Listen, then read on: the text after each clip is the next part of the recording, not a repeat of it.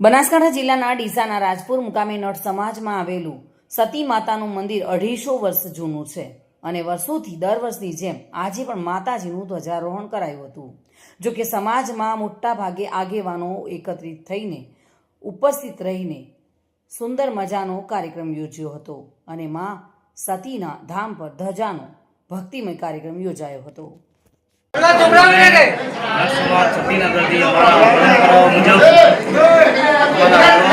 કહીને જાયેલા છે આ સતીમાં અમારી 250 વર્ષ સમાધિ રાજપુર ગામની અંદર આવેલી છે। બહુ ચમત્કારિક સમાધિ મંદિર છે મા સતી માતાજીનું। અને જે છોકરા બાબતની કે કોઈ પણ એમની માતાજીની માનતા લઈને આવે તો આ સતી માતાજી એમની મનોકામના પૂર્ણ કરી દે છે। અને અમે 12 મહિને ડીસા અને ગંગાનગર ડીસા ગંગાનગર બે ધામથી માતાજીના 12 મહિને ધજા ફૂલહાર ચોંડી અને નારિયેલ કરતા આવીએ છીએ પરંપરાઓ મુજબ।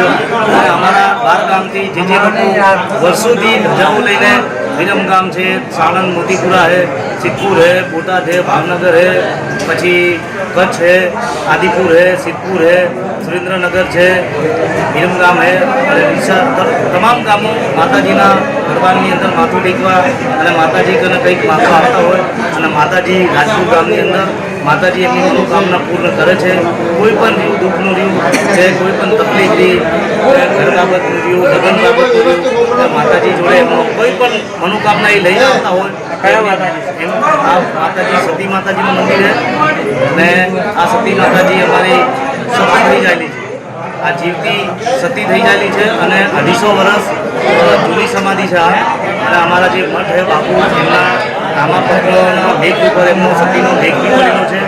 અને આમનો અમે આયોજન કર્યું હતું તો ભારતભરમાંથી લોકો આવ્યા હતા અને માતાજીની બહુ શ્રદ્ધા છે। વિપુલ મંડોરા સાથે bureau report, today Gujarati news.